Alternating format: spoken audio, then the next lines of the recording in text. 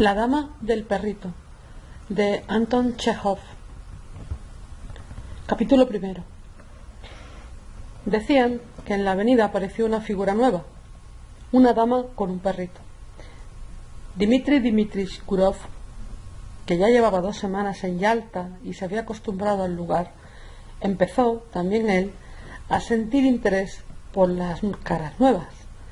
Sentado en el pabellón Bernet, vio pasar por la avenida a una dama joven, rubia, de mediana estatura y tocada con una boina. Tras ella corría un blanco perrito de Pomerania. Después la encontraba varias veces por el día en el parque de la ciudad y en el jardín público.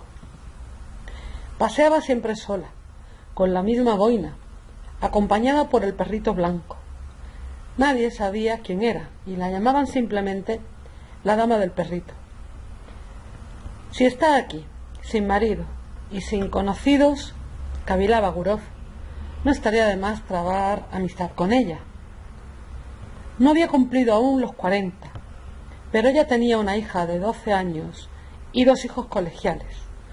Lo habían casado temprano, cuando cursaba el 2º año de estudios en la universidad, y ahora su mujer parecía mucho mayor que él. Era una mujer alta, de cejas oscuras, erguida, de modales graves y reposados. Ella misma solía decir que era una mujer pensante. Leía mucho, escribía cartas con ortografía modernizada y al marido lo llamaban Dimitri en lugar de Dmitri, mientras que éste, para sus adentros, la consideraba estrecha, mediocre y poco elegante. Le tenía miedo y sentía pocas ganas de estar en casa. Hacía mucho tiempo que ya la engañaba.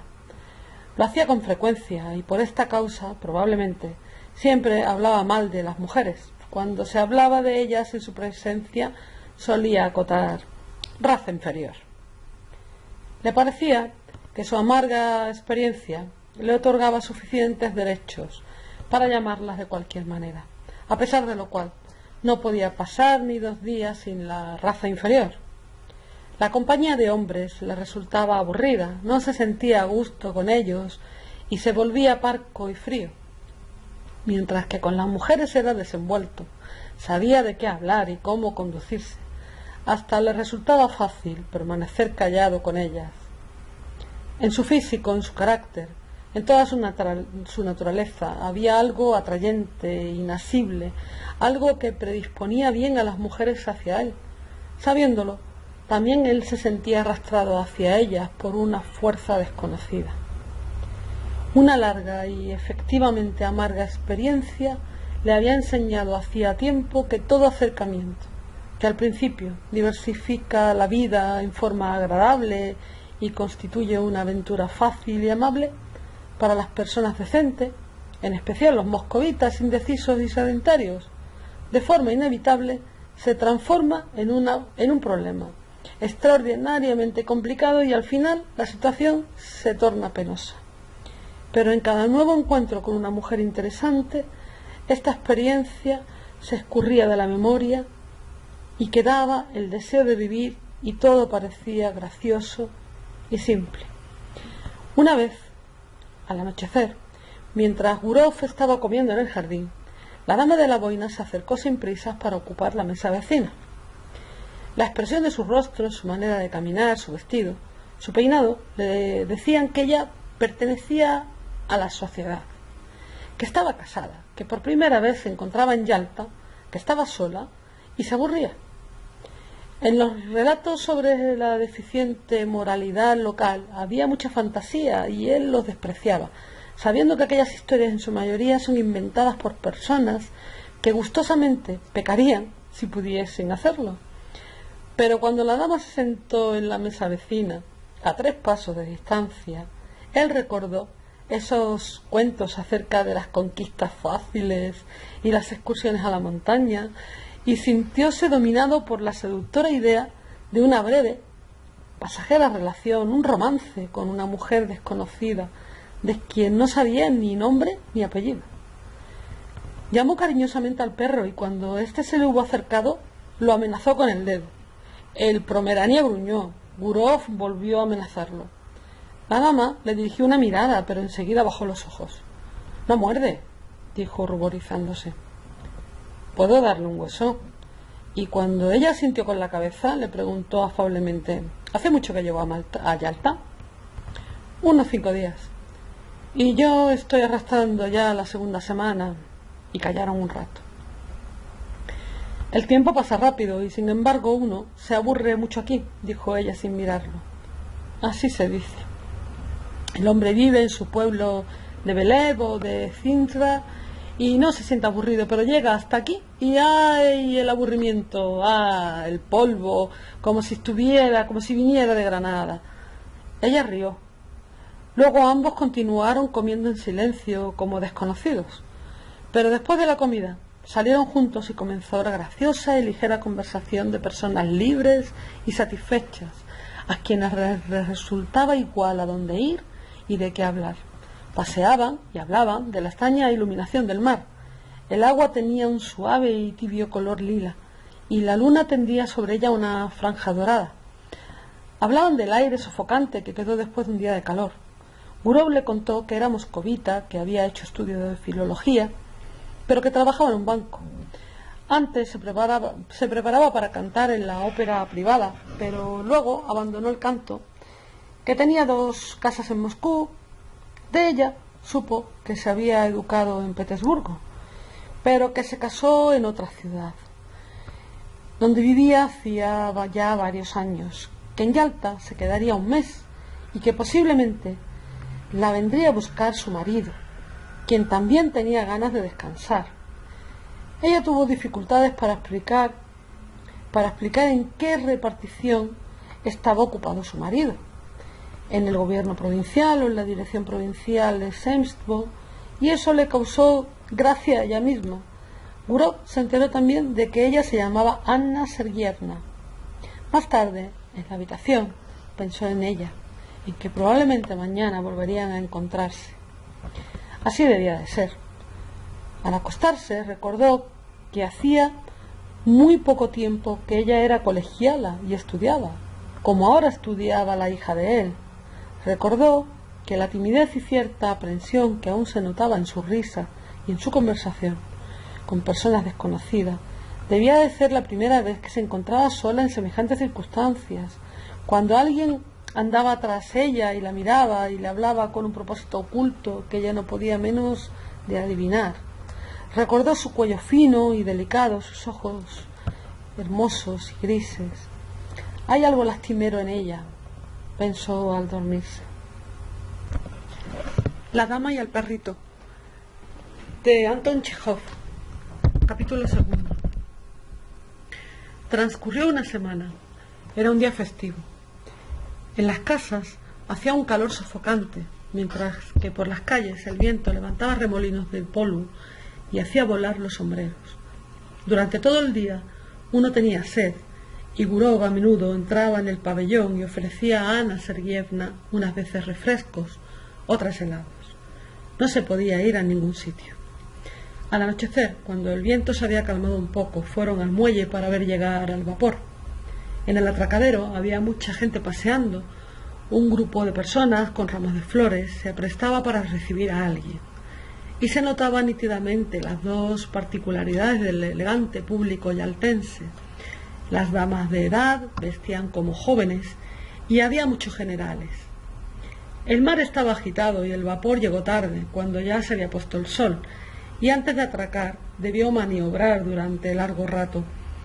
A través de los impertinentes, Anna Sergievna miraba al vapor y a los pasajeros, como si buscase de conocidos, y cuando se dirigía a Gurov, sus ojos brillaban. Hablaba mucho, sus preguntas eran bruscas y ella misma las olvidaba enseguida. Luego perdió los impertinentes entre la multitud. El elegante público se dispersaba, las caras no se veían ya. El viento se calmó por completo, pero Gurov y Anna Sergievna permanecían inmóviles, como esperando que alguien más descendiera del barco. Anna Sergievna estaba callada ahora y olía las flores sin mirar a Gurov. «El tiempo ha mejorado», dijo este. «¿A dónde iremos ahora? ¿Y si hiciéramos un viaje de paseo?» Ella no respondió. Entonces él la miró fijamente y de pronto la abrazó y la besó en los labios. Lo envolvió la húmeda fragancia de las flores y enseguida miró por todos lados con temor. ¿Los habría visto alguien? «Vamos a su hotel», dijo en voz baja. Y los dos fueron caminando con rapidez. Había una atmósfera sofocante en la habitación del hotel y olía el perfume que ella había comprado en la tienda japonesa. Mirando la hora, Gurov pensaba: cuántos encuentros distintos tiene uno en la vida. Del pasado conservaba el recuerdo tanto de las mujeres despreocupadas, benévolas y contentas, que le estaban agradecidas por la dicha, aunque fuese muy breve, como de otras que, igual que su esposa, amaban la franqueza, con demasiadas conversaciones, amaneramiento, histeria y con una expresión que parecía reflejar algo más importante que el amor y la pasión, y de otras dos o tres muy bellas y frías, en cuyos rostros aparecía de pronto una expresión feroz, un terco deseo de tomar, arrancar a la vida más de lo que ella puede dar. Eran mujeres de cierta edad ya, caprichosas, autoritarias y poco inteligentes, y cuando Gurov perdía interés por ellas, su belleza despertaba en él un sentimiento de odio y los encajes de su ropa le parecían escamas. Aquí, en cambio, había timidez, cierta torpeza de la inexperta juventud, la turbación. Había también la sensación de desconcierto, como si alguien de repente golpeara en la puerta. Ana Sergeyevna, esa dama del perrito, interpretó lo sucedido de una manera singular, muy seria, como su caída, según parecía, y esto resultaba extraño e impropio. Por ambos lados de su rostro ensombrecido caían tristemente sus largos cabellos. Su figura pensativa y afligida hacía recordar a la pecadora de algún grabado antiguo. «Eso no está bien», dijo ella. «Usted mismo no me respeta ahora». Sobre la mesa había una sandía. Gurov cortó una tajada y se puso a comer sin prisa. Una media hora por lo menos transcurrió en silencio. Ana Sergeyevna estaba conmovedora, irradiando la pureza de una mujer decente, ingenua e inexperta. La solitaria vela que ardía sobre la mesa iluminaba apenas su rostro, pero se veía que estaba apesadumbrada. «¿Y por qué debo dejar de respetarte?», preguntó Gurov. «No sabes lo que dices». «Que Dios me perdone», dijo ella, y sus ojos se llenaron de lágrimas. «Es terrible. Hablas como si quisieras justificarte». «¿Cómo puedo justificarme? Soy una mujer mala, vil, me desprecio a mí misma y ni pienso justificarme. No es mi marido a quien me engañe, sino a mí misma. Y no solamente ahora, sino hace tiempo que me engaño. Mi marido puede que sea un hombre bueno y honrado, pero es un lacayo. No sé qué hace él allí ni en qué consisten sus funciones, solo sé que es un lacayo. Cuando me casé tenía 20 años, me atormentaba la curiosidad, sentía deseo de vivir mejor. Existe una vida distinta, me decía, y tenía ganas de vivirla, vivir. Me quemaba la curiosidad. Usted no lo comprenderá, pero le juro por Dios que yo no podía dominarme. Le dije a mi marido que estaba enferma y me vine aquí. Y aquí estuve todo el tiempo como mareada, como aturdida. Y ahora llegué a ser una mujer mala y vulgar, a quien cualquiera puede despreciar. Gurov estaba aburrido de escucharla. Lo irritaba su tono ingenuo, su arrepentimiento tan inesperado e impropio. Si no fuera por las lágrimas de sus ojos, se podía pensar que estaba bromeando o ensayando un papel. «No comprendo», dijo en voz baja. «¿Qué es lo que quieres entonces?».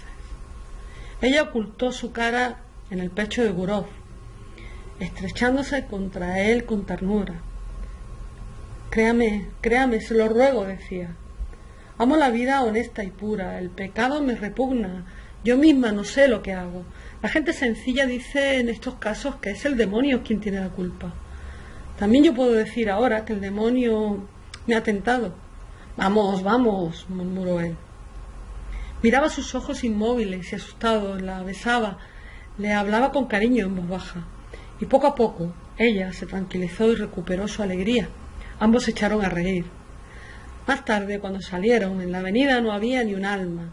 La ciudad, con sus cipreses, tenía aspecto muerto, pero el mar golpeaba aún ruidosamente contra la orilla. Una barca se balanceaba sobre las olas y un farolito somnoliento parpadeaba en ella. Encontraron un coche y se fueron a Oreanda. Abajo en el vestíbulo conocí tu apellido. En la pizarra estaba escrito von Detrich, dijo Gurov. ¿Tu marido es alemán? No, parece que su abuelo era alemán, pero él es ortodoxo. En la Oreanda se sentaron sobre un banco, cerca de la iglesia, mirando en silencio el mar que se extendía abajo. Yalta apenas era visible a través de la bruma matinal. Las blancas nubes permanecían quietas en la cima de la montaña. Las hojas de los árboles se movían, cantaban las cigarras, y el monótono y sordo rugido del mar que llegaba desde abajo hablaba de la paz, del eterno sueño que nos espera. Así rugía el mar cuando no había aquí ni Yalta ni Oreanda. Así ruge ahora y rugirá sordamente con la misma indiferencia cuando nosotros no estemos. Y en esta constancia, en esta total indiferencia hacia la vida y la muerte de cada uno de nosotros, se oculta quizá la premisa de nuestra salvación eterna, del continuo movimiento de la vida sobre la tierra, del continuo perfeccionamiento. Sentado junto a la joven, que parecía tan bella aquella mañana, calmado y hechizado por el paisaje de ensueño, el mar, las montañas, las nubes, el cielo inmenso, Gurov pensó que en realidad todo es bello en este mundo, todo excepto lo que pensamos y hacemos, olvidando los supremos propósitos de la existencia y nuestra dignidad humana. Se acercó un hombre, por lo visto el sereno, los miró y se fue. Y este detalle también parecía misterioso y bello. Luego vieron llegar un vapor procedente de Teodosia, iluminado por el alba y con las luces ya apagadas. Parece que hay un poco de rocío sobre la hierba, dijo Anna Sergievna después de un largo silencio. Y volvieron a la ciudad. Cada mediodía se encontraban en la avenida, almorzaban juntos y paseaban, admiraban el mar. Ella se lamentaba de que dormía muy mal y que tenía palpitaciones. Le formulaba siempre las mismas preguntas, se instigaba por los celos y por el temor de que no la respetara del todo, y a menudo en la plazoleta o en el parque, cuando no había nadie cerca de ellos, él la atraía de pronto y la besaba con pasión. El ocio total, los besos en pleno día, llenos de cautela y de temor, el olor del mar, el calor y el constante deambular del público ocioso, satisfecho y bien vestido, parecían haberlo regenerado. Le decía a Anna Sergievna cuán hermosa y seductora estaba. Se mostraba impaciente y apasionado. No la dejaba sola ni por un momento. Mientras que ella, con frecuencia, se quedaba pensativa y le suplicaba que reconociera que no la respetaba ni la amaba en absoluto y que no veía en ella más que a una mujer vulgar. Casi todas las noches partían afuera, a Oreanda o a las cataratas, y el paseo siempre resultaba placentero. Las impresiones invariablemente eran magníficas, soberbias. Esperaban la llegada del marido, pero llegó una carta suya en la cual notificaba que le dolían los ojos y rogaba a su mujer que regresara a casa lo antes posible. Anna Sergievna, presurosa, comenzó a prepararse para el viaje. Está bien eso de que me vaya, decía Gurov, es el destino. Partió en una lineica y él la acompañó. Viajaron durante todo el día. Cuando subía al vagón del tren rápido y cuando sonó la segunda campanada, ella dijo: deje que lo mire un poco más, así. No lloraba, pero estaba triste y parecía enferma, su rostro temblaba. Pensaré en usted, lo recordaré, le decía. Quédese en Dios, no me recuerde mal. Nos despedimos para siempre, es preciso que sea así, porque no debíamos encontrarnos. Bueno, adiós.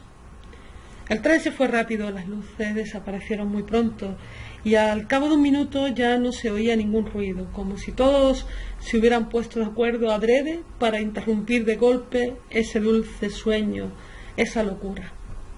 Al quedarse solo en el andén y al mirar la oscura lejanía, Gurov escuchaba el canto de las cigarras y el zumbido de los cables telegráficos con la sensación de una persona recién despertada.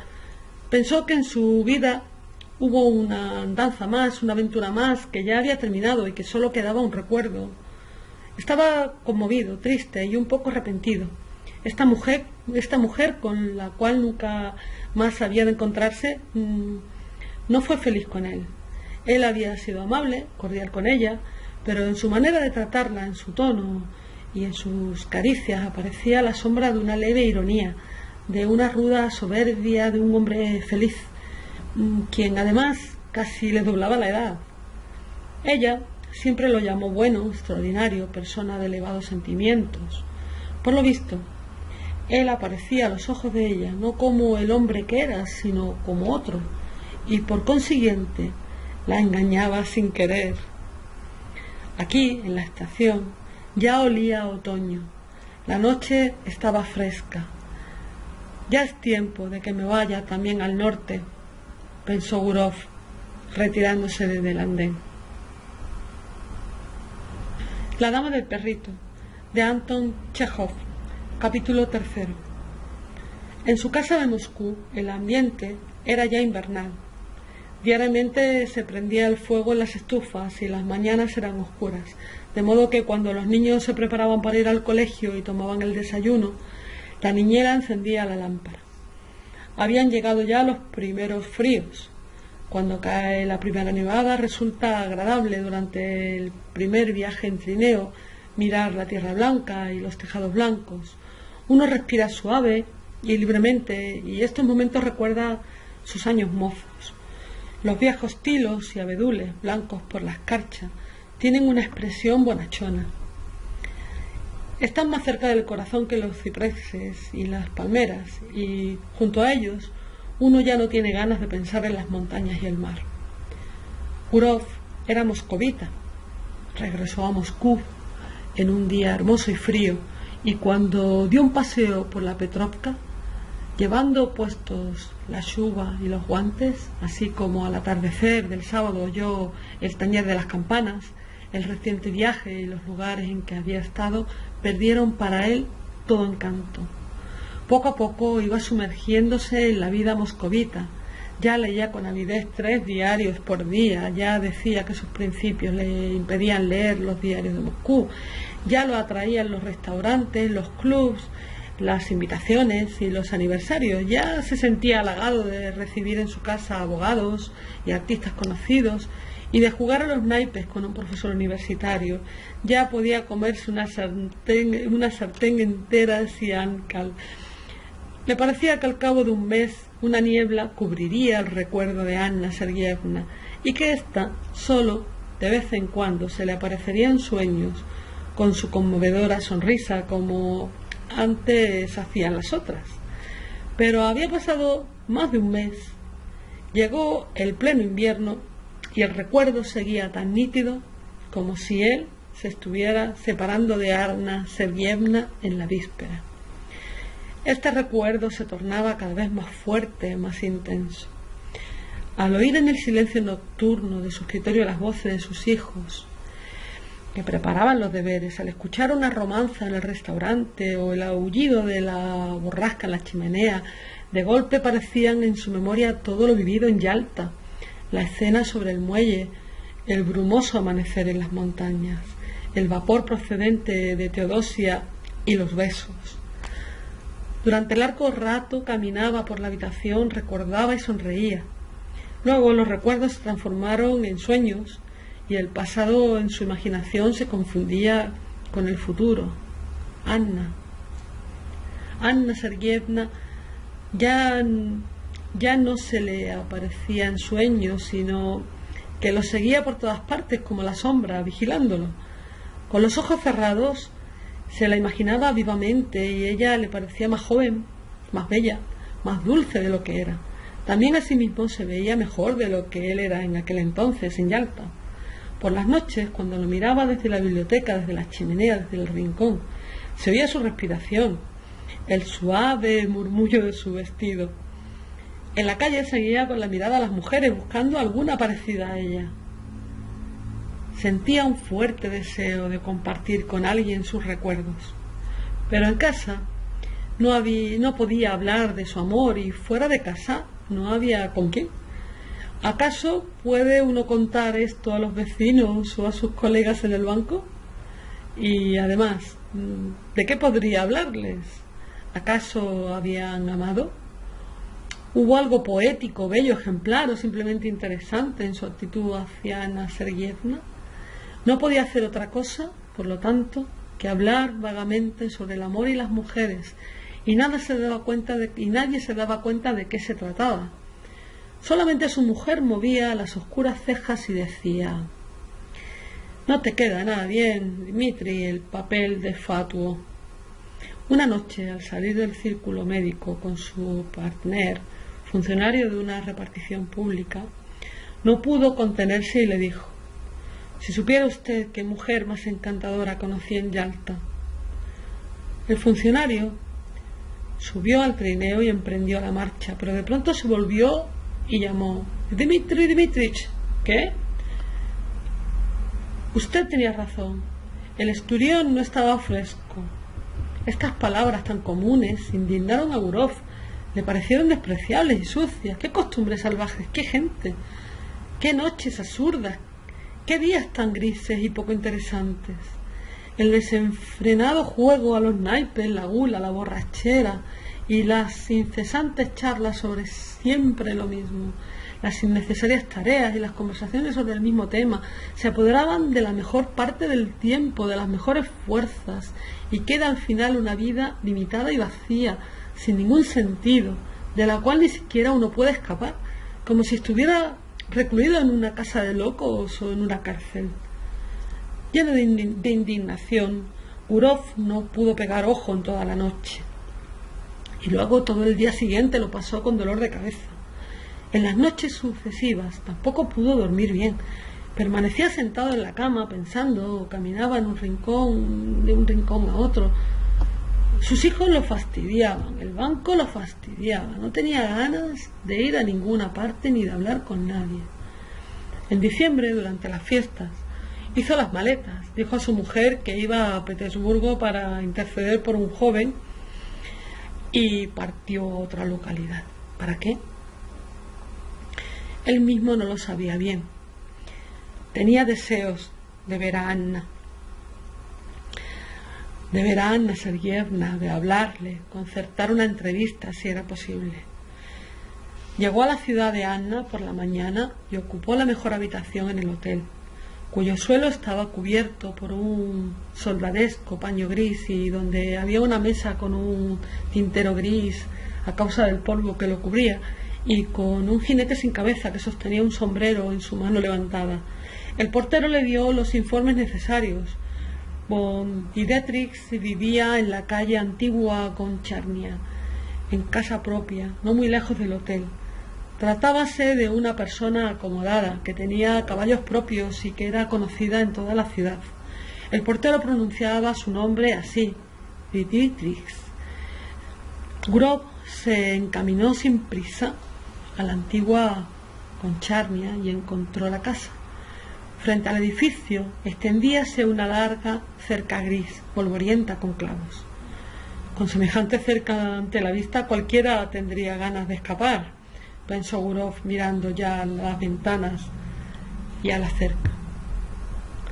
Hoy es el día festivo, cavilaba, y el marido probablemente está en casa. De todos modos sería un poco de poco tino entrar en la casa y confundirla, y si le mando una nota, esta puede llegar a parar a manos del marido, y entonces todo quedaría estropeado. Lo mejor es confiar en una ocasión. Y seguía paseando por la calle junto a la cerca y esperando esta ocasión. Un mendigo entró por el portón y lo atacaron los perros. Una hora más tarde se oyeron los sonidos del piano débiles, apenas perceptibles. Seguramente Ana Sergievna estaba tocando. Abrióse de repente la puerta principal de la casa y salió una viejecita, detrás de la cual corría el conocido Pomenaria Blanco. Gurov quiso llamarlo, pero su corazón comenzó a latir con fuerza y, dominado por la emoción, no pudo recordar el nombre del perro. Seguía caminando y empezaba a odiar la cerca gris. Pensaba con irritación que Ana Sergievna podía haberlo olvidado y que quizás se divertía ya con otro, lo que no dejaría de ser perfectamente natural, dada la situación de la joven mujer, obligada a ver durante todo el día esa maldita cerca. Volvió a su hotel y durante largo rato permaneció sentado en el diván, sin saber qué hacer. Luego comió y pasó mucho tiempo durmiendo.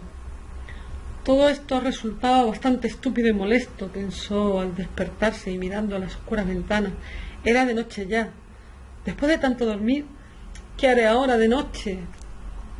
Estaba sentado en la cama, cubierta por una barata manta gris, parecida a las que se usan en el hospital, y se burlaba de sí mismo con fastidio.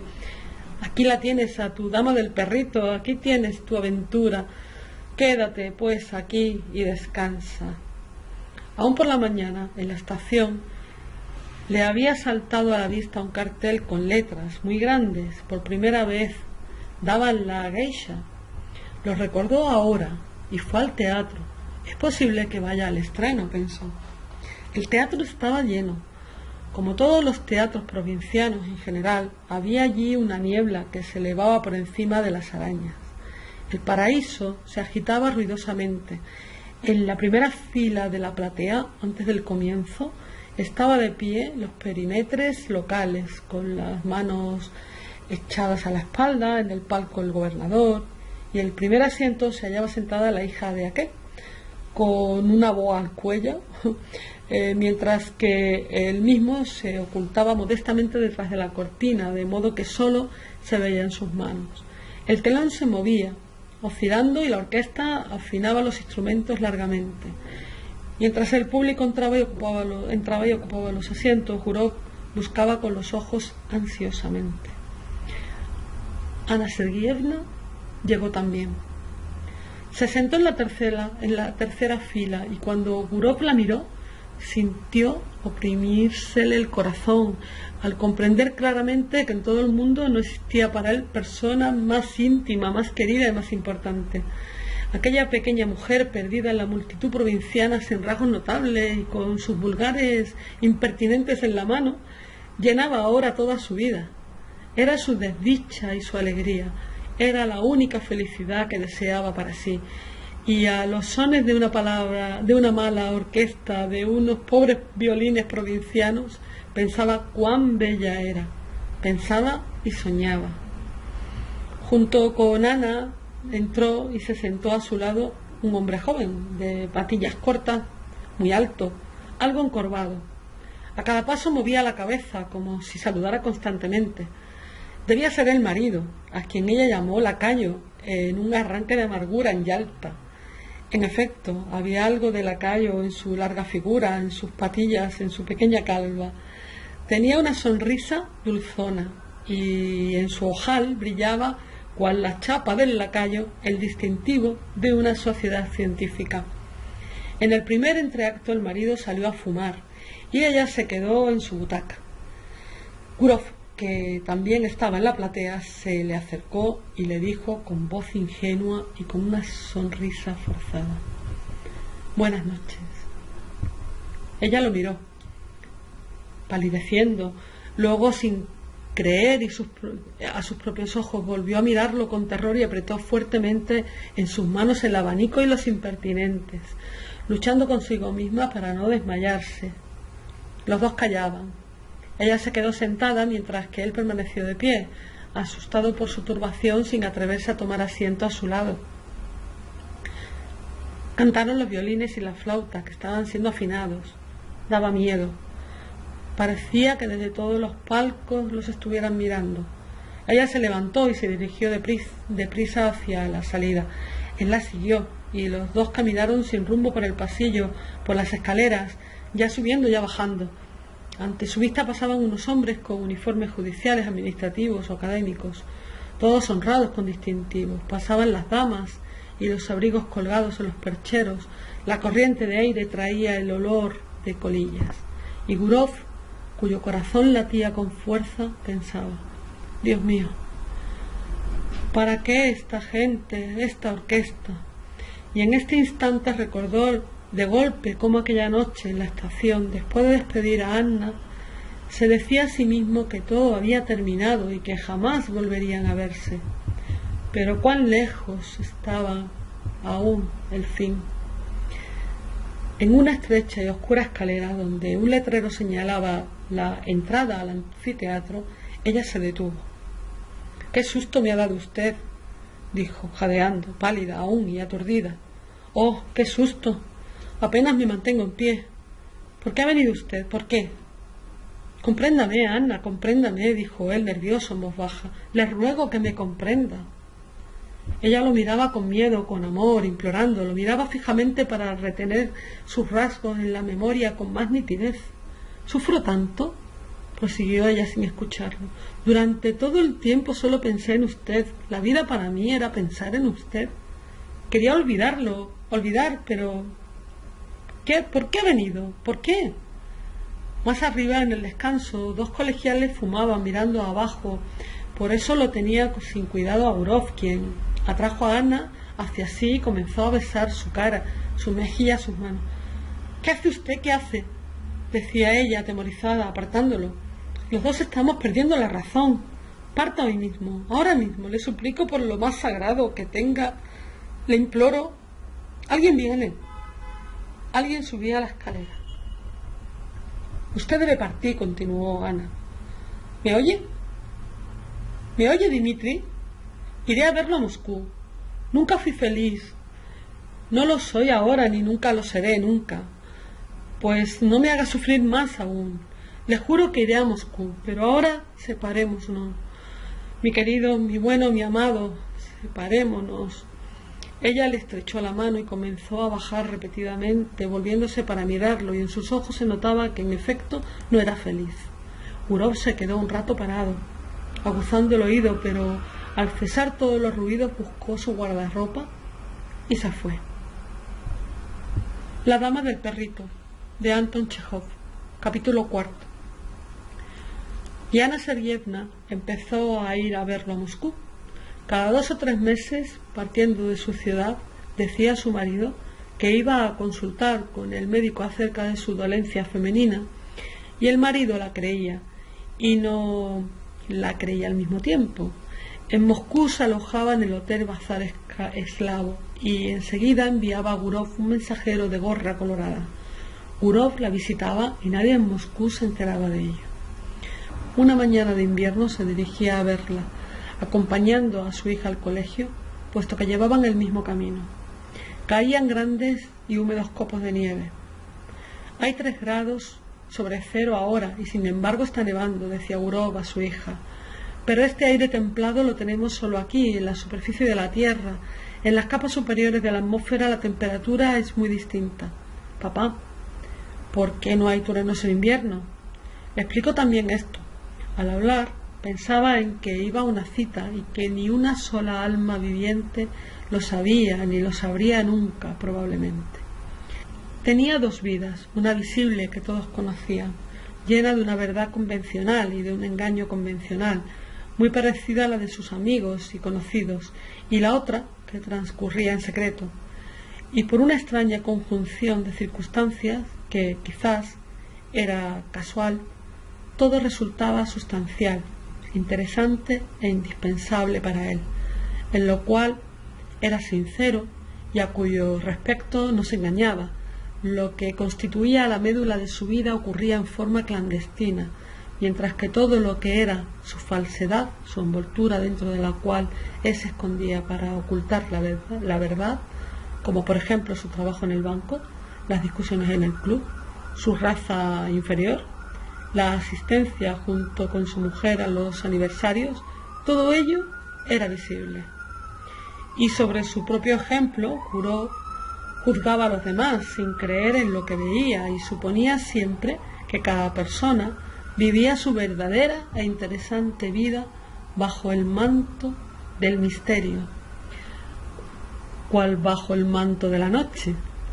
Cada existencia personal se sostiene sobre el misterio y en parte es por eso, quizás, que la persona culta se afana tanto en hacer respetar el secreto personal. Después de acompañar a su hija hasta el colegio, Gurov se dirigió al bazar eslavo. Se quitó abajo la pelliza, subió y golpeó suavemente en la puerta. Ana Sergievna, que llevaba puesto el vestido gris, el preferido de él, fatigada por el viaje y la espera, lo esperaba desde la tarde anterior. Estaba pálida, lo miraba sin sonreír y apenas lo vio entrar se arrojó en sus brazos. El beso fue lento, prolongado, como si no se hubiesen visto durante 2 años. —¿Y bien? ¿Cómo te va? —preguntó él. —¿Qué hay de nuevo? —Espera un poco, no puedo. No podía hablar, puesto que estaba llorando. Se volvió hacia otro lado y llevó el pañuelo a los ojos. —Bueno, que llore un poco, me sentaré mientras tanto —pensó Gurov, y se sentó en un sillón. Luego tocó el timbre y dijo que le trajeran té. Y más tarde, mientras él tomaba té, ella permanecía de pie mirando por la ventana. Lloraba de emoción por la amarga conciencia de que sus destinos se presentaban tan tristes. Se veían clandestinamente ocultándose de la gente como si fueran ladrones. ¿Acaso no estaban destrozadas sus vidas? Bueno, no llores, dijo él. Tenía la evidencia de que este amor no terminaría pronto y no sabía cuándo llegaría a su fin. Ana Sergievna se encariñaba con él cada vez más, lo adoraba, y no sería posible decirle que todo ello algún día debía de acabar. Además, no lo hubiera creído. Se le acercó y la tomó por los hombros para acariciarla y animarla con alguna broma, y en este momento se vio en el espejo. En su cabeza ya aparecieron canas, y le resultó extraño el haber envejecido y desmejorado tanto en los últimos años. Los hombros sobre los cuales descansaban sus manos estaban tibios y se estremecían. Sintió compasión por aquella vida cálida y bella aún, pero que probablemente se acercaba ya al momento de la marchitez. ¿Por qué lo amaba así? Él siempre le parecía a las mujeres alguien que no era, y ellas no lo amaban en su persona por sí mismo, sino al hombre creado por su imaginación y a quien buscaban ávidamente en su vida. Y luego, al darse cuenta de su error, seguían amándolo. Ninguna de ellas había sido feliz con él. Pasaba el tiempo, él trababa amistad con alguna mujer, se unía a ella, se separaba, pero no la amaba. Hubo de todo menos amor. Y solo ahora, cuando la cabeza se había tornado canosa, llegó a amar de forma verdadera, como es sabido por primera vez en su vida. Ana Sergievna y él se amaban como 2 personas íntimamente vinculadas, como marido y mujer, como tiernos amigos. Les parecía que estaban predestinados el uno al otro, y era incomprensible por qué los dos estaban casados. Eran como 2 aves de paso, el macho y la hembra, atrapados y obligados a vivir en jaulas separadas.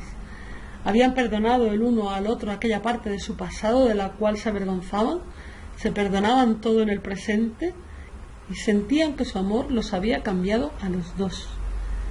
Antes, en los momentos de tristeza, Gurov trataba de tranquilizarse a sí mismo con cualquier razonamiento que se le ocurría, pero ahora no estaba para razonamiento, sentía una profunda compasión y el deseo de ser sincero, tierno. No llores, mi bien, decía. Ya has llorado bastante. Ahora hablemos un poco. Hablemos un poco para ver si encontramos algún camino. Y durante un buen rato examinaron las posibilidades de eludir la necesidad de esconderse, de engañar, vivir en ciudades distintas, sin verse por mucho tiempo. ¿Cómo liberarse de estas intolerables ataduras? ¿Cómo? ¿Cómo?, se preguntaba él, tomándose la cabeza con las 2 manos. ¿Cómo? Y parecía que faltaba poco para encontrar la solución y comenzar entonces una nueva y maravillosa vida. Pero ambos comprendían claramente que el final estaba todavía muy lejos y que lo más complicado y difícil no había hecho más que empezar. De Anton Chejov, La dama del perrito.